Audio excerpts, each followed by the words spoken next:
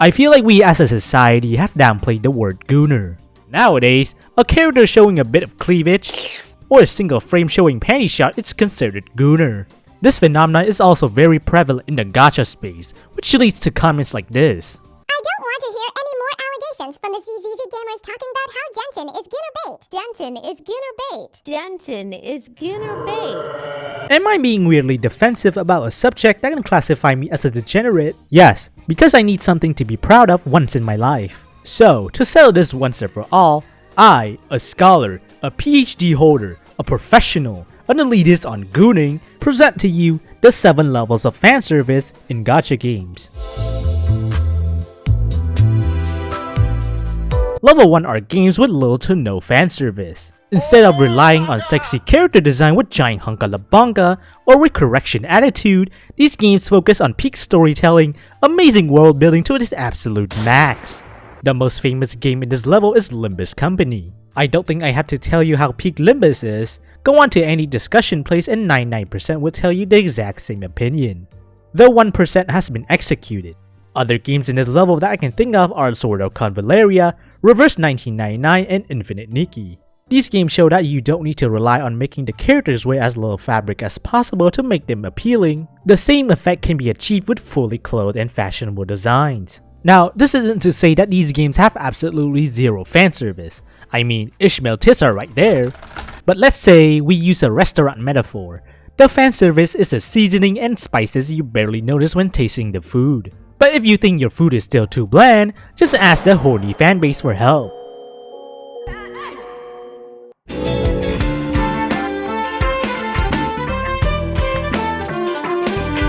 Level 2 are games with limited fanservice, either to appeal to the mass audience or to keep the original vibe of the game. The most famous example of the first group is Genshin Impact. Sure, over the years the game has been bolder with their approach. Prime example is Nefer, I want her thighs to crush me. But I'ma be honest, this is nothing. It's a speck of dust in the gooner scale. However, it's important to acknowledge that some of the most popular characters in the game don't rely much on fanservice. Take a look at Furina. Everyone loves her, everyone worships her, including me, and especially the Chinese. The most famous example of the other group is Arknights. Probably most would not appreciate it if the games ever stray into the gooner route. But that hasn't happened. The devs are still doing their thing since the beginning, and everyone is fat peak. Other games in this level include Honkai Star Rail, Cookie Run Kingdom, Heaven Burns Red, and Morimens. If we use the restaurant terminology, again, then the games at this level are the ingredients that you have to try really hard to notice.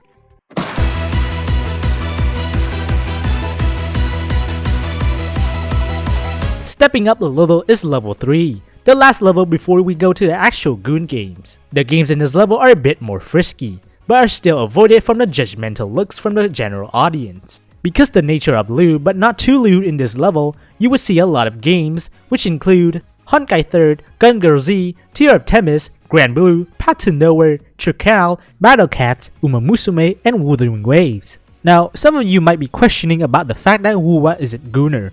But you see, compared to the games in the upper level that I'm gonna talk about, Wuwa just doesn't have enough gooner elements. After all, the games still focus heavily on their storytelling and world building, and the characters released have been fairly modest. Of course, there are exceptions like Yuno. However, I would consider that to be more fashionable sexy rather than straight gooner bait. The same can be said for Kuro's other game, Punishing Grey Raven. Like in level 2, the ingredients are gonna be the same, but now it's listed in the menu for you to see it with your eyes. Welcome to the gooner territory, the dark side, the place of no return. Since this is the first layer of the goon cave, things are pretty tame, so I would like to stop the residents of this level from thinking that they're goon experts already. Anyways, let's take a look at the games in this level. Zenless Zone Zero, Guardian Tales, Blue Archive, and Stellasora. Zenless has gone a long way to reach this position. Maybe a few months ago the game would be at level 3, but after Yudari, I think it's fair to have Hoyo's only representative here. The same can be applied to Guardian Tales, with them going to the gooner route after being unable to release a fun fucking game mode. Blue Archive needs no introduction as to why it's here, and for Stellasora, while it's still a new game with nothing that heavy yet, since it is relatively the same as Blue Archive, I think it will live up to its expectations as a gooner game. All of the games here still focus on the storytelling as well as the world building, and they definitely do a great job at it. For this reason, many jokingly said that these games are safe horny, and I think that's the best description for this level. As for the food analogy, I would consider the fanservice to be comparable to appetizers now. Level 5 introduced us with the concept of Blue Live 2D/3D. Yes, Blue Archive does have their own Live 2D, but compare that to the ones in Girls Frontline, Snowbreak, Aether Gazer, Counterside, and you can see a pretty big difference. You now have a new way of rotting your brain by having your digital waifus come touch you. The designs in this level are also much more revealing. The cleavage and curves are more exposed, and of course, jiggle physics. Games without Live 2D but are still in this level include Action Taimanin, Tower of Fantasy, Love in Deep Space, Fate Grand Order, Chaos Zero Nightmare, and Nikke. Now, a lot of you are probably wondering why Nikke is only at level 5. Just like Star Rail's meta units, the fanservice in Nikke unfortunately got power crept by the games in level 6, and frankly, it's overrated itself. The jiggling is inconsistent between characters. When you interact with them, you don't see much except seeing them blush a bit. And they don't even have Live 2D that could potentially raise their level. But socially, the Chinese Nikke version has the lie the characters get censored. But socially, Shiki-kan literally has sex with multiple. It's a black screen with white text. To sum it up, the girls in Nikke don't really do anything except for wearing revealing clothes. So that's why it's only at level 5. Oh, and if you are wondering about the restaurant analogy, the fanservice is now the side dishes that always comes along with the main dish.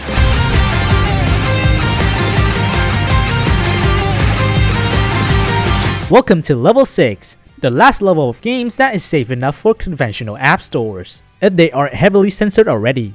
Now, do you still have doubts on Nikke being level 5? Well, take a look at what you'll see here. Holy shit!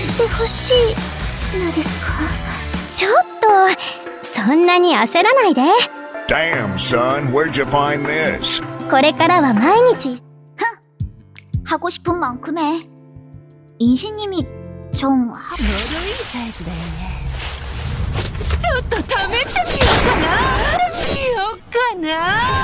As you can see, the goon bait is pretty much now art. The art on how to make the breast jiggle as much as possible, the art on making the tightest, skimpiest, revealing outfit as possible. This shit is now the main dish of the restaurant.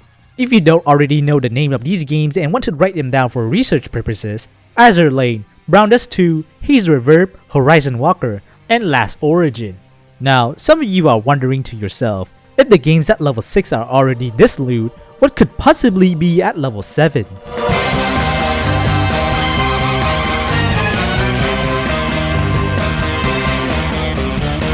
Greetings, adventurer, to the deepest, darkest floor. Let me introduce you to hentai gacha games. Yes, these exist, and some might go into cardiac arrest upon seeing a few seconds of footage of these games. But who can blame them? The games are mostly garbage. Good story? Functioning gameplay? Nah, fuck that shit. We will make that waifu have her titties bare naked, and you will give us as much money as possible. Maybe the only exceptions are Orisius and Legend Clover, depending on your standard for gacha games. Only the strongest, bravest, most experienced gooners can stay alive in this level. Even I myself have only stepped foot a few times in this horrid place. Now, you would think that the games in this level have corrupted themselves because they can't compete with the mainstream games. No, companies like Aerolabs and Nuked do this for the love of the game. And money, of course. The fanservice is not the main dish anymore, it's now the main theme of the restaurant.